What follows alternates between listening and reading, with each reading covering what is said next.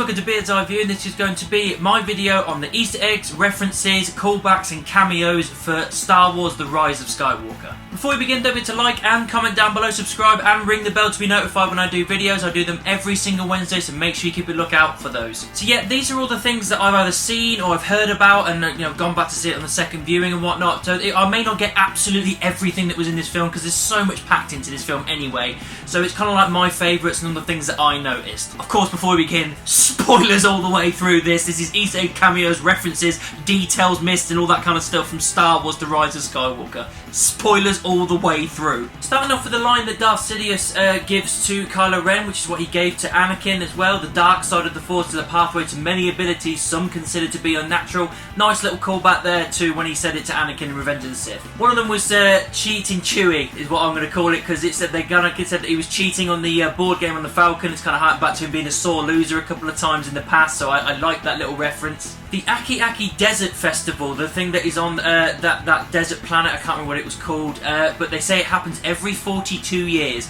which is exactly how long it's been since the first Star Wars film, A New Hope, came out. Lando, when we first meet him, he has the classic line, "I've got a bad feeling about this." I'm glad he used it, and I also like the fact that he was disguised as well, like similar to what he was in Return of the Jedi. Another one with Lando as well is that he had his yellow outfit on near the end of the film, which is a nice little nod to Solo, a Star Wars story, where in his younger years, when he was being played by Donald Glover, that he wore a yellow suit, and I like the fact that they kind of connected that together. Kylo Ren saying that Rey's parents were no one, they chose to be no one to keep you safe, that kind of links it up a little bit with The Last Jedi, all the while being Palpatines as well, so it's kind of a callback, but it's kind of like changing things at the same time. The whole Ben Solo and Han Solo scene was incredible, and I love the fact that it kind of mirrors what happens in The Force Awakens. It's very similar dialogue with a couple of tweaks here and there, but the outcome is very different. I like how it kind of, it's like a bookend for that entire thing, or their entire relationship that we see on screen.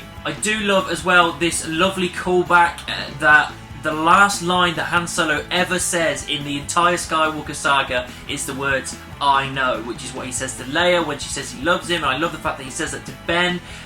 Really nice way to round that all off. A Jedi's weapon deserves more respect, which is what Luke says when he grabs the lightsaber as being thrown into the fire by Rey, which is kind of like a nod to The Last Jedi when he just chucks it over his shoulder. So again, it's kind of a retcon, but also a nod at the same time. Sticking with Luke as well, he raises an X-Wing. A nice little callback to Empire Strikes Back where he couldn't raise it up, so Yoda did it for him. The fact that he did it this time, awesome. Dio, the little kind of droid that runs around and makes noise, he's actually voiced by J.J. Abrams, the director, which is a nice little thing to do. The Dark Rey scene, that was, they shouldn't have really put it in the trailer because it hyped you up for something that didn't actually happen. It was just a vision, but I like the fact that it kind of felt like the vision that Luke had in Empire Strikes Back when he was kind of facing Vader in the cave. It's a kind of like thing where it's saying you're facing yourself, and I like that. It felt very similar. The cameo of Wedge, the pilot from the original trilogy, he was in the gun section of the Millennium Falcon. Great idea to stick him in. John Williams also got a cameo as well. He was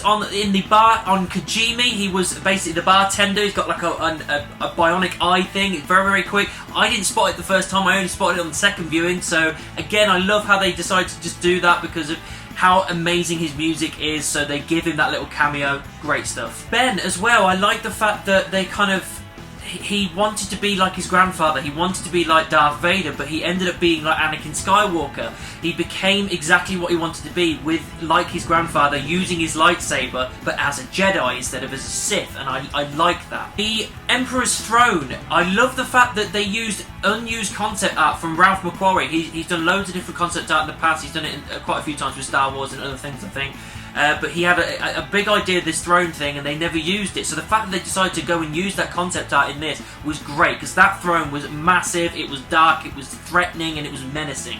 Really awesome. All the ships, you know which scene I'm talking about. The ships all come in with Lando and Chewie in the Falcon, and I'm not going to be able to rattle off all the names of the ships. There's so many of them, but you've got A-Wings, Y-Wings, B-Wings, X-Wings, you've got Republic cruisers, you've got gunships, you've got the Ghost from the Rebels series, Hammerhead corvettes, so many different things. I could never name them all, but if you can spot any more, chuck them down in the comments, because there's thousands. Now I'm going to have to use my notes for this because this is rattling off all the Jedi had a voiceover cameo talking to Rey to get her to kill the Emperor, and I no way can do it just off memory. So all the ones that were in there were Mace Windu, Qui-Gon Jinn, Obi-Wan Kenobi, both of them, Yoda, Kanan Jarrus from Rebels, Ahsoka Tano from Rebels and Clone Wars, Anakin Skywalker, Luke Skywalker, Luminara Unduli, which is one of the Jedi from the prequels, and Adi Gallia from the prequels as well. That is a lot of Jedi, and they probably could have put a lot more in there as well, so awesome that they gave all these cameos to these characters in the final moment. Great idea. Chewie gets a medal. As I said it in my spoiler review, but I love the fact that we get that callback to A New Hope, and also kind of a little bit of fan service there, because we all said, well, why didn't Chewie get a medal at the end, of A New Hope, because he was there helping out as well, and the fact that he got that at the end, really liked that little bit of storytelling there. I'm glad they put that in. Endor as well, at the final, when everything's going down, the final orders, like ships are going down all over the place. You see Jakku, Cloud City and Endor. I don't know whether you see any more, you might see in a couple of other places, but Endor was one of the focuses because you actually see the Ewoks and you see Wicket, and it is actually played by Warwick Davis, the guy that played it originally, so I love how they had that kind of bookend thing with Return of the Jedi. They added that in and it was a great idea to do so. The Lars Moisture Farm area, the very final scene with Rey, I love that ending. I said it in my reviews that I love the ending of that. It was a great idea to do it that way, with her burying the lightsabers and seeing the ghosts of Luke and Leia there together. But I love the final moment where she's looking at the two sunsets. That was just harking back to probably the most iconic scene in Star Wars, other than I Am Your Father, that when Luke was looking at the sunsets as well. I love that. So it was a great idea to finish that. It was a great idea to call back to that. It was the perfect way to end The Rise of Skywalker. Guys, I loved The Rise of Skywalker. I know it's getting a lot of hate and it's got mixed reviews all over the place, but I absolutely loved it, as I've found plenty of people that enjoyed it as well, so I don't know where all the hate's coming from. I understand there's a bit of concerns and a couple of problems here and there, but it's still a great way to round off the Skywalker saga. These are all the bits and bobs that I found or saw online or saw on a second viewing. If there's any more that I've missed, chuck them down in the comments and let me know. But it's just these fun things that they decide to chuck in, this fan service or cameos or callbacks, are always great things to do, because it's fun because films are layered, and I love the fact that we have these kinds of things as part of the layering, is that you have to go back and watch it 2 or 3 times before you find other things you didn't see before, so it makes it a little bit more fun to enjoy. So there are all the Easter eggs, cameos and reference that I saw. What did you think about them? Let me know down in the comments. Make sure you subscribe and ring the bell. If you want to find me on social media, any of these, all links are in the description, and I'll see you soon.